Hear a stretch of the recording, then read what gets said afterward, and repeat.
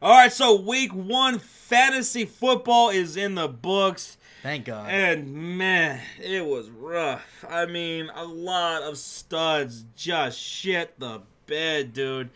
I mean, come on, Tom Brady. This is the first year. You know, usually I don't go quarterbacks early in the draft. I don't touch him until like round 10 at least. And I went Tom Brady because I think he's gonna have a historic year, right? He's available in the 5th round for me in one of my leagues.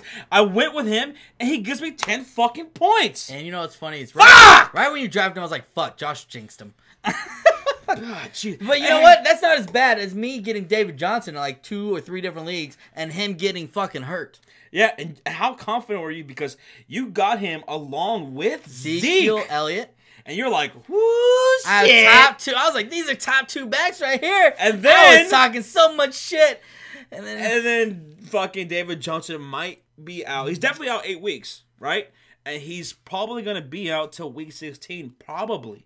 Maybe. I cried myself to sleep last night. If he's out till week 16, that's the fantasy playoffs and everything. That's droppable right there. Oh, no. He's, if it's literally going to be until week 16, he's done. He's right. You're not going to. That's a championship week, and he won't be. There's no reason to hang on to him. No, and they might not even bring him back. What's the point, right? So David Johnson, this guy was going to get 1,000 yards receiving, 1,000 yards rushing, and now he's out, man. This guy was the #1 overall pick for many people. And it hurts. Like, it really hurts me right now. And luckily, in that league that I have David Johnson Zeke, I made that trade and got DeMarco Murray. So I'm feeling a little bit better. But oh, that's right. Let's talk about. Okay, you know what? Yeah, let's just go right into fantasy duds of week 1. Yeah, let's talk about it. Because these are pretty much all my fucking players. We already mentioned Tom Brady and David Johnson, who's going to be out for the rest of the year. Yeah. And DeMarco Murray, man.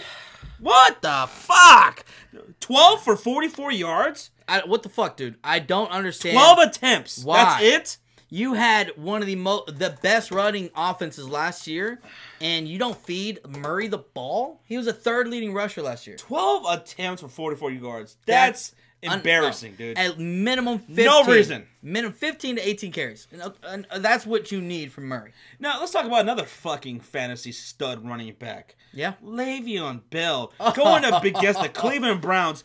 Oh, wow. It's not like he got shut down. Yeah. The Pittsburgh Steelers shut him down. They only gave him 13 fucking carries. How? When you have that prolific of a fucking player. Now, Josh, let me ask you, do you think it's because he didn't at all play in the preseason?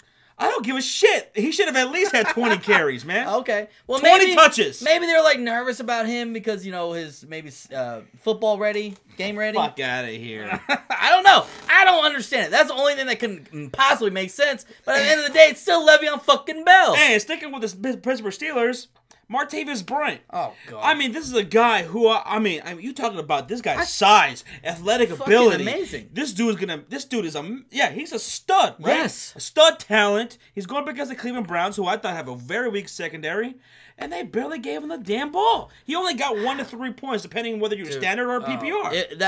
It frustrated me. I started him in a league. What were the Steelers and doing? He put up hardly any points. He put barely 1 point up. I don't know what the Steelers were thinking, but you know what? Everything went to Antonio Brown. Oh yeah. Antonio Brown is the only guy on the Steelers that did shit. Yeah. But let's keep going with the studs, Josh. All right. There's a lot of them. With the duds. Duds. Sorry. Yeah. All right, so let's talk about some receivers. All right. Yep. Des Bryant, your boy, 2 for 43 yards. Now, take that in consideration. Dak overthrew Dez multiple times. He should have had a touchdown. Wide open on a slant route on the goal line. He overthrew him. That stat line could have looked a lot better. He could have at least 3 more catches, and he was going against a good defense. And so I knew he wasn't going to dominate this game, but he could have had a lot better of a game. I think our Dallas offense will get it going. It's just this week they look stagnant. Another stud wide receiver, Michael Thomas. This is a guy that I think is an absolute stud. I mean, this dude has it all, right? Yeah. He's got Drew Brees throwing the ball. But one thing I was worried about about him going into this fantasy season was his ADP in the drafts. Yeah. I mean, it was ridiculous. It was really fucking high. This is a guy who was going in like the end of round 1, early round 2. And I was like, damn it, because I was like, I wanted him in the mid to late, second round, early 3rd round, but that's where his ADP was. And Michael Thomas, he only put up 6.5 points for me. That's not enough for a receiver 1. I know they were going up against the Vikings, but Xavier Rhodes wasn't on him the entire game. No, he wasn't. He wasn't following him around. So I don't know. I feel like maybe It's going to take a little bit of Michael Thomas to get the ball rolling. Honestly, I think a lot of offenses this week looked very stagnant, especially high-profile offenses. So, I don't know. I'm going to give it a little bit more time. I think Michael Thomas will be fine. All these guys will be fine. But there's a lot of duds. All right, let's talk about Kelvin Benjamin. Oh, man. Let's talk about that asshole. It wasn't... No, I wouldn't call Kelvin an asshole. He's an asshole because he's on my team. I would call... it's on Cam Newton. No, it is on Cam Newton. It was on Cam Newton, and right. And Cam Newton had a hurt shoulder going into this game, and he just kept his accuracy was way off. He was overthrowing guys. He was. He couldn't get. He just couldn't. I mean, a lot of times he wouldn't even look Benjamin's way. Yeah, he just couldn't do it. Yeah, it was honestly. We watched that game a little bit. 5 targets is all he had. That was horrible. All he had was 5 targets, dude. He was horrible, man. That Cam Newton, I think he'll be fine. Maybe he's got to loosen that shoulder, get a little bit more comfortable. He only threw like one pass. Now, good thing I had him on my bench on all leagues. Kelvin Benjamin, that I own him. I had to start him because Mike Evans was out. Mike Evans was out? Okay. So Mike Evans and Jarvis Landry in one fucking league that was out. He forced your hand. Yeah. But see, I was worried about Cam Newton's shoulder, so I was like, I benched him in all my leagues that I own. I wish I could have. But 5 targets, man. Yeah, you got to give him at least 10 looks. Okay, now Julio Jones. I mean, he only had 4 receptions for 66 yards, man. I know. I had him in our Julio Jones. Julio. It doesn't matter who's covering him. Against the Give Bears. him the ball. The piece of shit Bears. He should have had over 100 yards. He was playing my Bears, right? But you know how things can get a little muddled there when you're in a big money league. You got Julio Jones. You put a lot of investment in him, and he only gets 4 receptions, dude. Why you gotta bring up? It was just like, come on. That's my situation right now. Fucking throw him the That's goddamn my fucking situation. Now, in real life, I'm like, okay, cool, because, it gives an gave y'all a opportunity to chance. win again, right? Yeah. But, hey, but you talking about a lot. We're in a big money league. 4 receptions is not going to do it, man. No, it's not, dude. I was getting so pissed off. Honestly, I felt like Josh, because usually Josh is getting really pissed off, and he was actually kind of happy. I was getting pissed off because Julio was fucking me.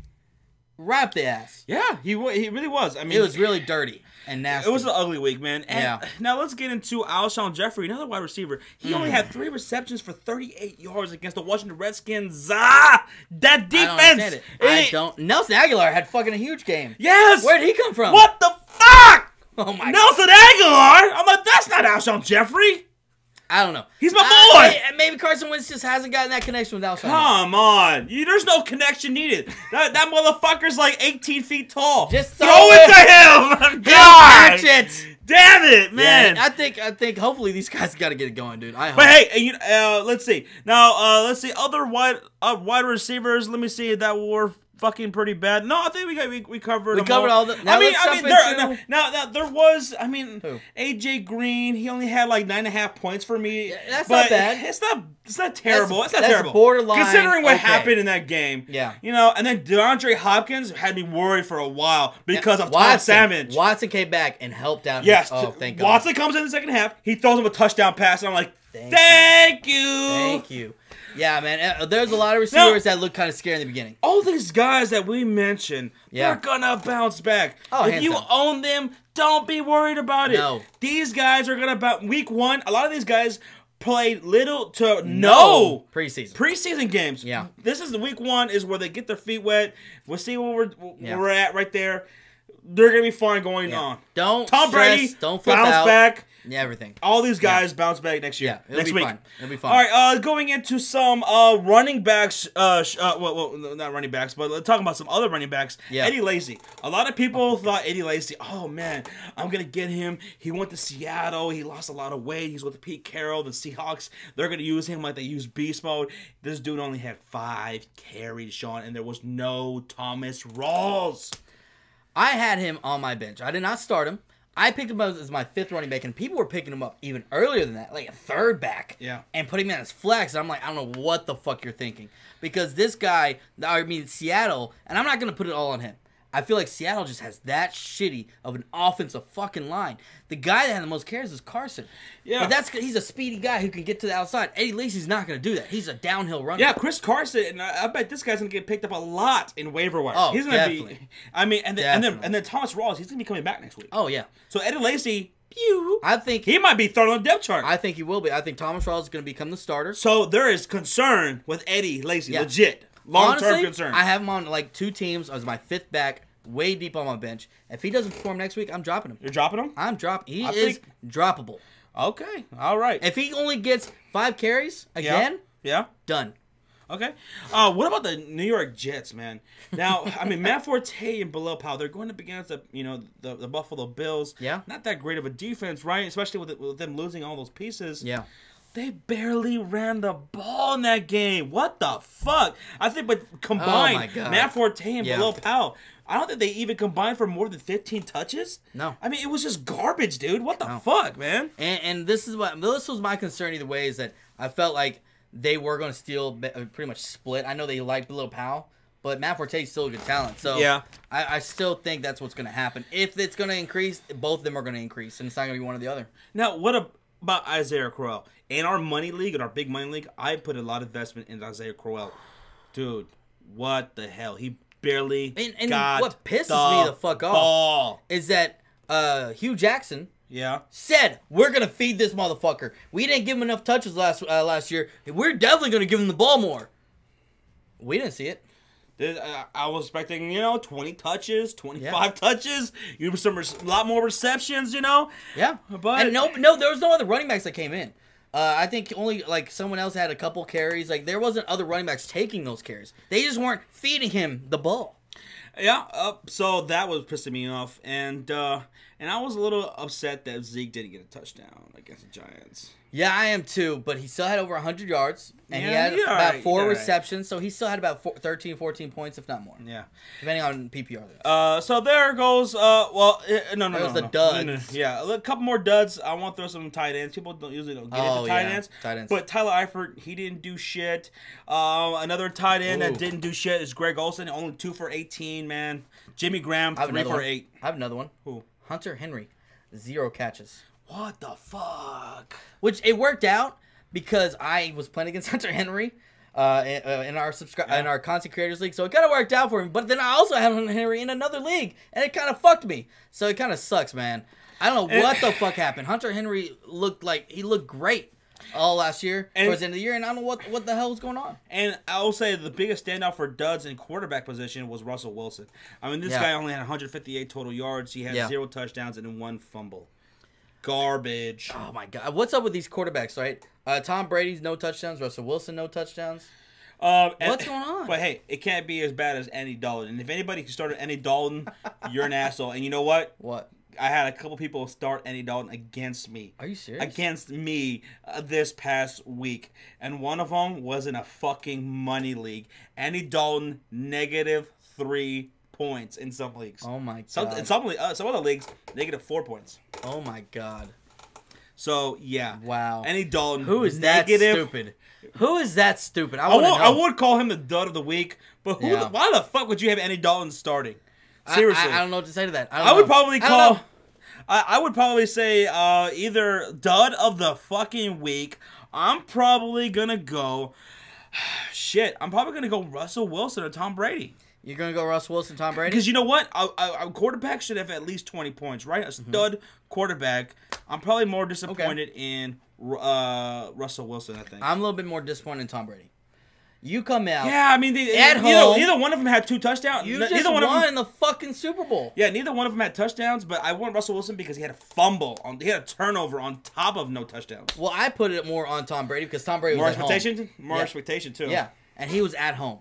Yeah, so... No fucking... Russell Wilson was in Green Bay, at least. So those are our duds. Fuck him.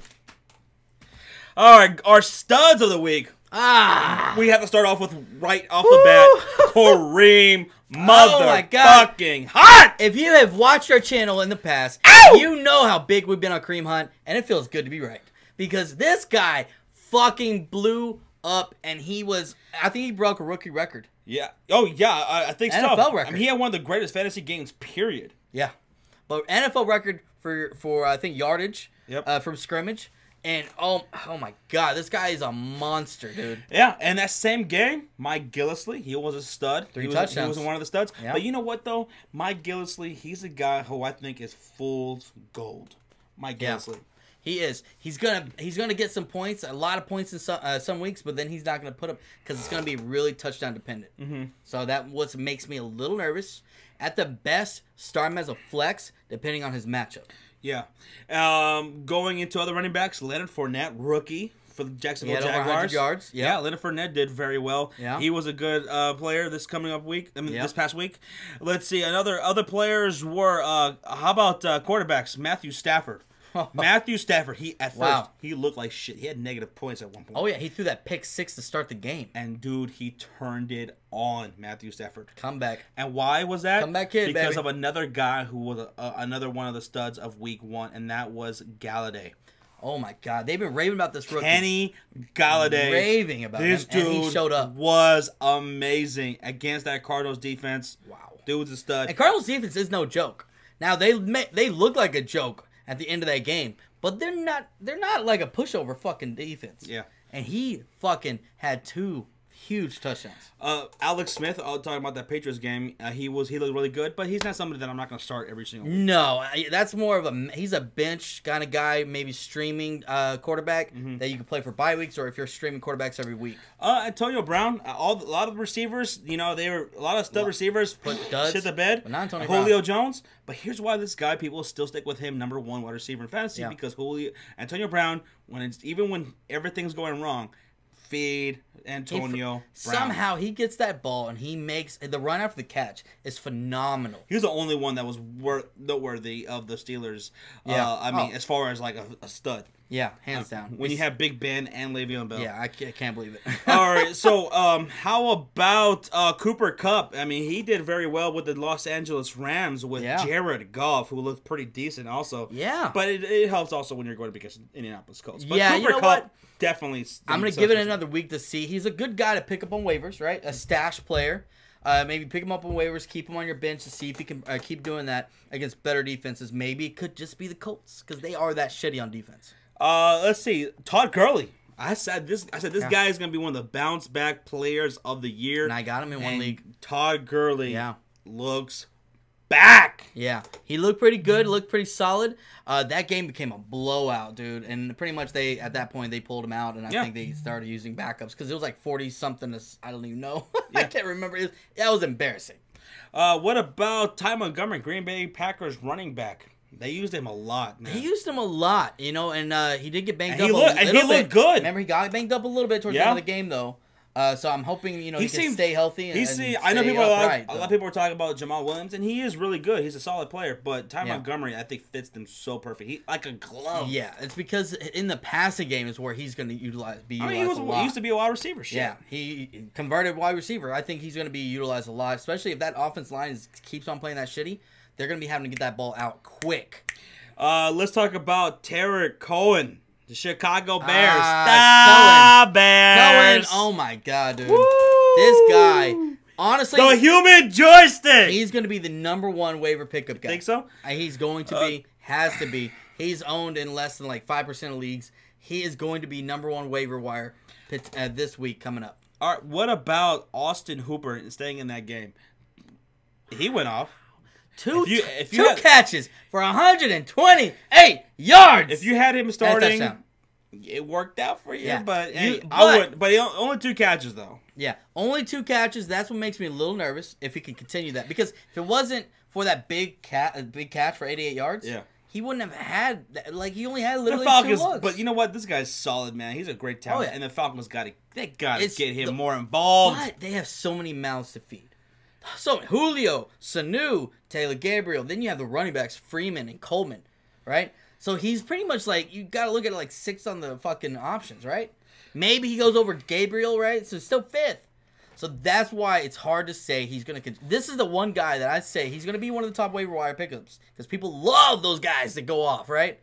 But he's the one guy that I don't think is going to continue being that great unless they start getting him a lot more looks. I would pick him up. I would not use a waiver wire on him, but I'd pick him up. But now here's another guy who I think I mentioned Mike Gillisley as fool's gold a little bit. This guy is definitely fool's gold. Nelson Aguilar. Oh yes, definitely. Yes, people are actually going to go out there and use a waiver wire pickup on him. Oh, and it's a mistake. I'm gonna laugh. That's a mistake. Do not do it because it went off. Yeah, he went off. But eventually, they're going to get Alshon Jeffrey going. They're going to get Torrey Smith going. And Garrett Blunt did play pretty decent. He had a touchdown, right? A goal line carry. So they're gonna feed those guys before they'll feed Nelson. I think Carson Wentz went Nelson because he's still more comfortable with them. He's played with them for a year.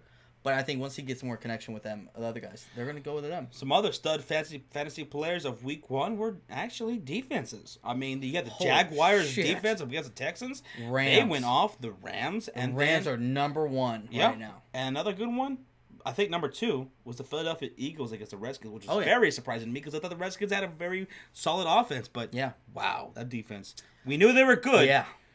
Holy shit. That's why I picked them to easily be up there in the division against my Cowboys because that defense is amazing. That's why I have them in fantasy. Mm-hmm. But the Los Angeles Rams, didn't we say even if Andrew Luck was going to play in week 1, they were still going to win and they were going to dominate. Yeah. Dude, they had, 2 touchdowns? No Aaron Donald, by the way. Oh, yeah, no Aaron Donald. He reported Saturday, so there's no way he was going to be ready. But he's playing. I think he might play this week coming up. This defense could be dangerous. Oh, my God. I picked him. I'm so glad I picked him up in a couple leagues right before the game started as like a streaming defense. But this defense could be on my team for the rest of the year. Oh, yeah. I mean, yeah. So let's talk. Actually, let's talk about that. There's our studs for week 1. Okay. Let's get into week 2. What are we talking about? Let's get into week 2, Sean. All right, so let's talk about some week 2 matchups. Yeah. Le'Veon Bell, he's playing up against Minnesota Vikings. Ooh. Do you think he's going to bounce back against the Vikings? I think if he's going to bounce back, it has to be in the passing game. Because that run defense was solid. And I think they're going to stay solid. Minnesota's got a good defense. Usually, and their offense keeps playing like they are and keep the defense off the field, Minnesota's going to be able to shut them down. Le'Veon Bell's going to bounce back. I don't care what the defense is. Le'Veon Bell should bounce back. I think it has to be in the passing game, though. I think he's still going to have 15 points, but it's going to be a lot of receptions. Ezekiel Elliott going to be on the road against the Denver Broncos. Does he finally get a touchdown here, or is he going to go 0-2 for touchdowns? Oh, hands. We saw when Chargers actually ran the ball and not made it so obvious and running out of shotgun, they ran the ball pretty well.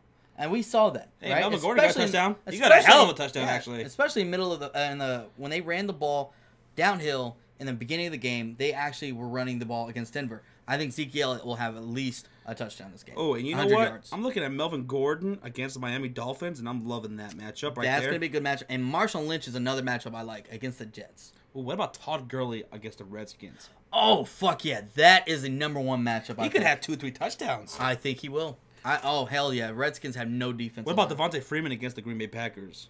And you saw what he did. Home. It's at home. You saw what he did last year. Yeah. It's at home. Against the Packers. And like I said, he lost his footing in so many fucking plays when he bounced it outside because and your Bears stadium fucking has horrible grass. And not at their new stadium. Devontae Freeman's going to have a big game this week, too. Yeah. Jay Ajayi going on the road against the Los Angeles Chargers. Are you worried about Jay Ajayi? This is his first week playing. Are you worried about him? No. Going against the Chargers on the road? I think he's going to have a good game. I think he's going to... He actually looked really damn good in the preseason. He was breaking tackles left and right. I think he'll be fine. What about Kareem Hunt? Can he... He had one of the greatest fantasy games ever. I mean, especially by a rookie. Here he is. He's going against the Philadelphia Eagles. Can he keep the ball rolling? Obviously, he's not going to score 40-something points. He's not going to score 40-something points. But you know what? He'll probably have 100 yards combined. He's going to have about 22 to 25 points. Yeah. Whoa, 22, 25. Yes. So I would say more around the 15, 17 range. They're going to feed him. Well, I think he's going to have maybe like 40 yards, 50 yards rushing, 50 yards receiving. I think it's going to be split down the middle, and I think he'll have about 15 to 17 points, if not a little bit more. All right, Isaiah Crowell. This is what I want to know. He's going up against the Baltimore Ravens. Yeah. Is he going to bounce back? He's got to bounce back. Better. They have. If you're going to have a chance against the Ravens, you have got to use him. Yeah. Hugh Jackson, use Crowell. Don't repeat what you did last year.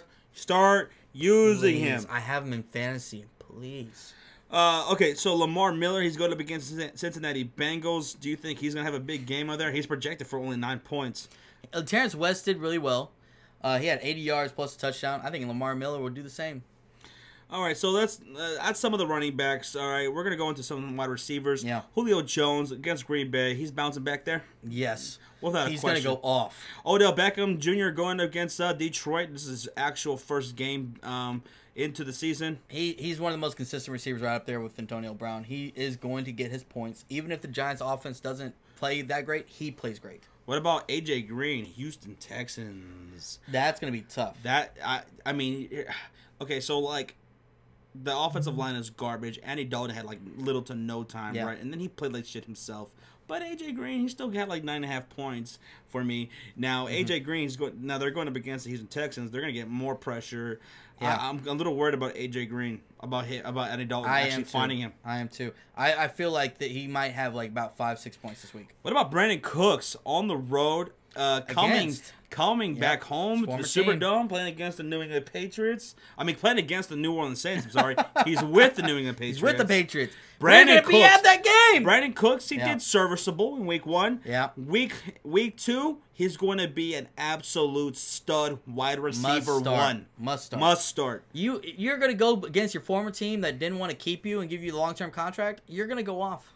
Larry Fitzgerald, Demaryius Thomas. These are guys who are also going to go off in week 2. Yep. Demaryius Thomas is going up against the Dallas Cowboys. Sorry, man, but he's going to go off there. And Larry Fitzgerald going up against the Indianapolis Colts. Oh, my God. That's a must start, too. Larry Fitzgerald must start. Keenan Allen didn't do all that hot going up against Miami Dolphins. You think Keenan Allen actually makes it going? I think he did because he didn't get hurt. That's always a plus. If he didn't get hurt, it was a great week for Keenan Allen. Oh, man. How about Terrell Pryor, Sr., up against the Los Angeles Rams? I'm a little worried right there because, man, shit.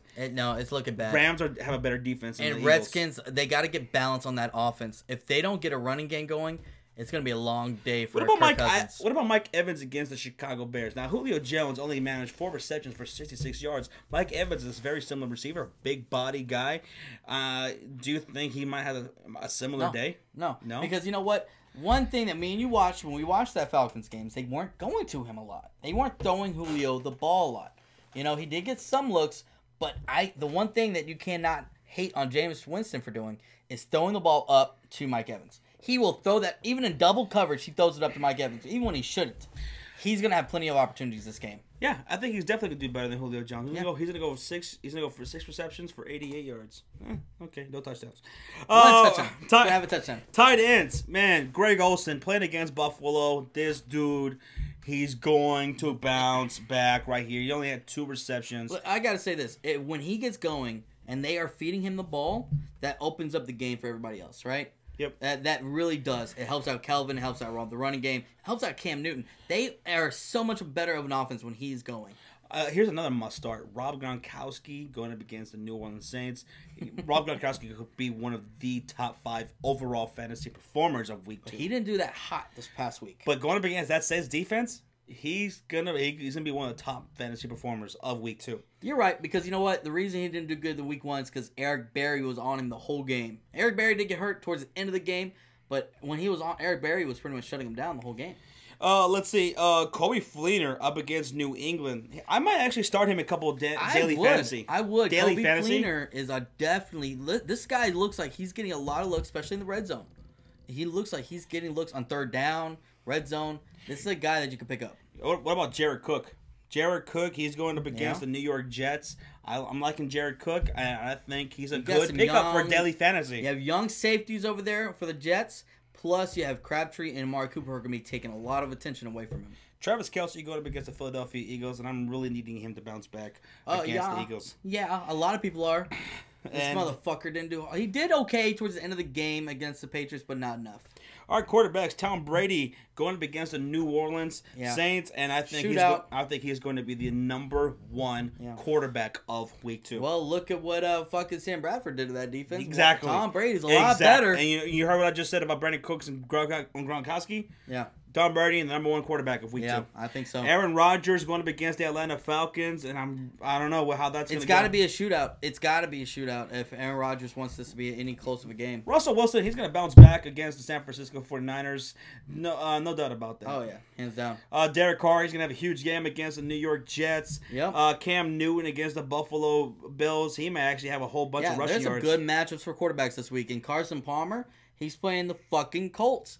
Look what Jared Goff did. He looked fucking like a primetime quarterback I like Carson Palmer in that. Hey, Joe Flacco. Yeah. He could be a streaming option for you, maybe, or a good daily fantasy football player.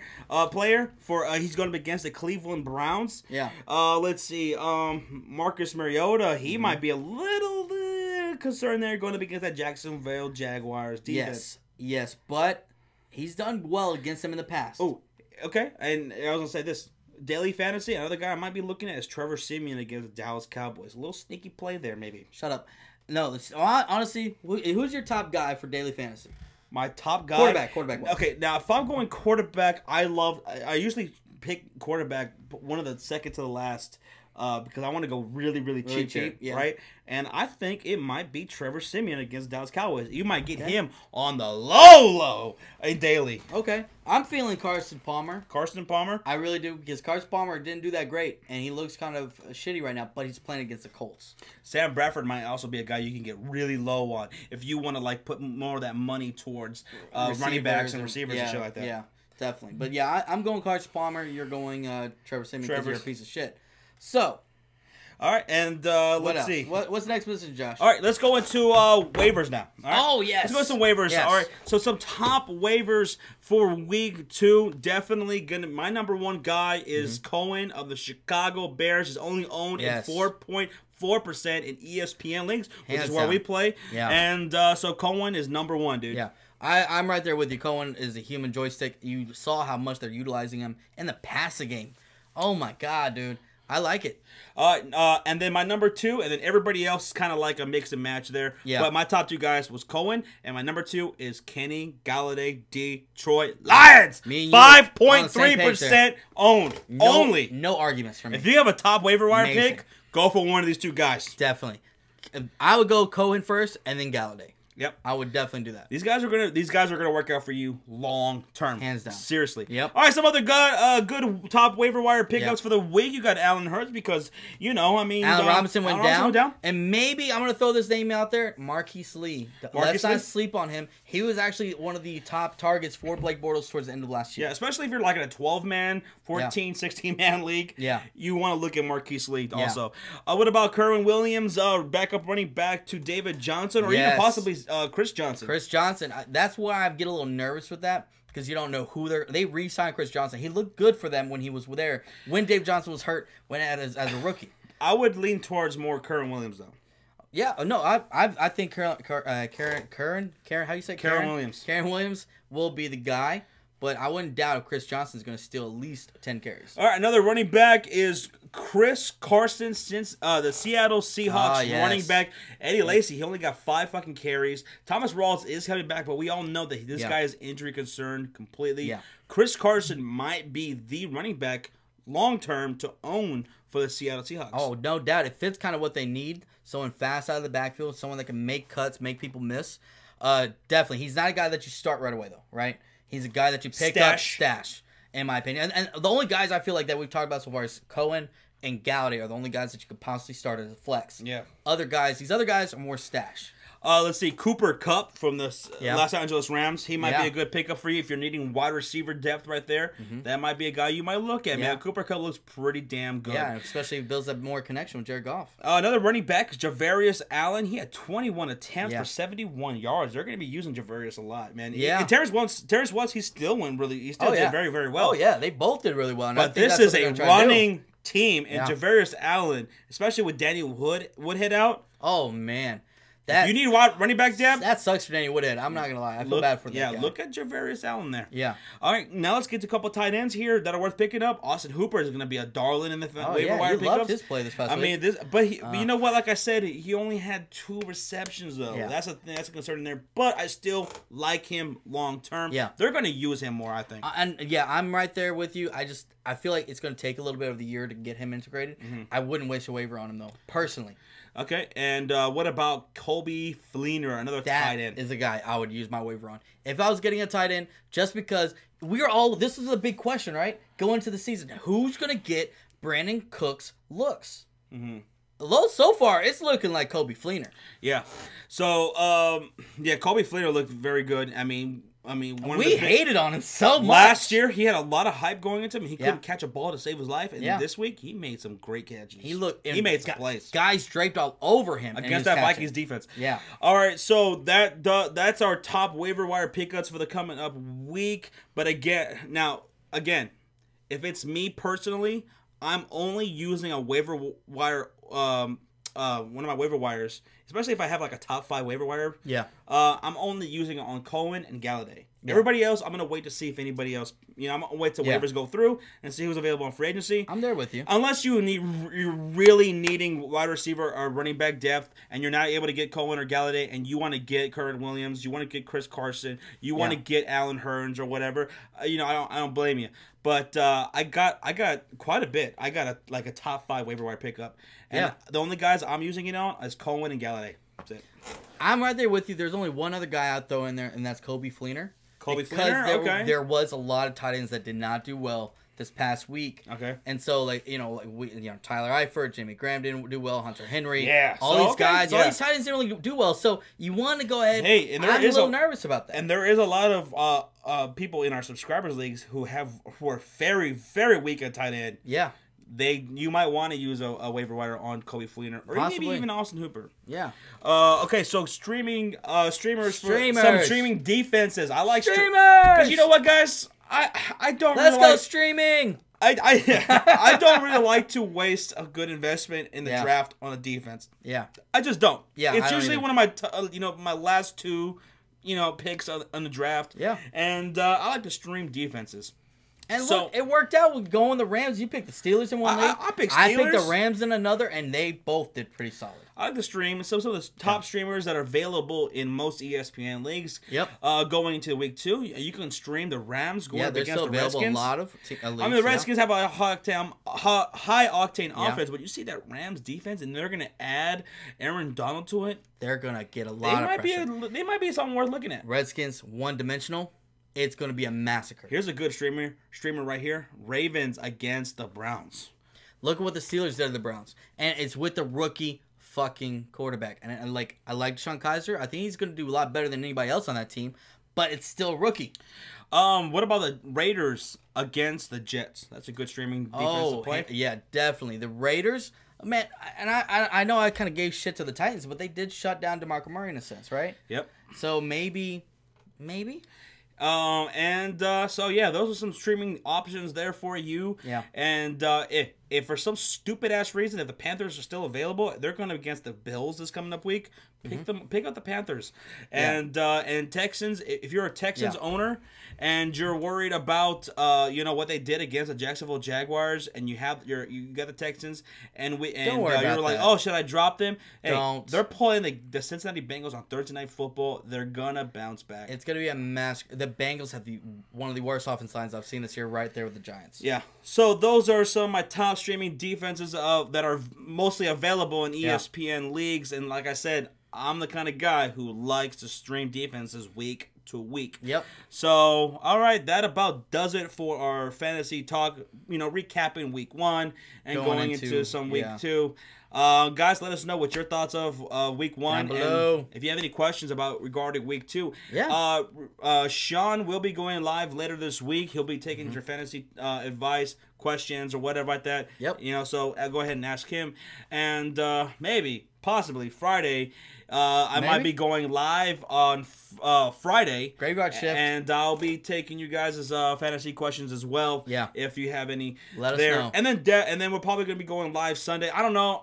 We are going to the Saints and Patriots game. Yes, so we might not go live before the game because we got to get to the game, right? Yeah. So, but who knows? Maybe. I'm just saying. But Sean definitely will go live, and I'll more likely go live Friday. Yeah, definitely. It'll be late, though, if I go Friday. Graveyard shift stream. Yeah. So that does it for some of our fantasy talk right now. And we'll take your questions throughout the week. Hit us up on Twitter, Instagram. In the comments down below, let us know. All right, guys. Good luck to you fucking week 2, unless you're playing me. Fuck you.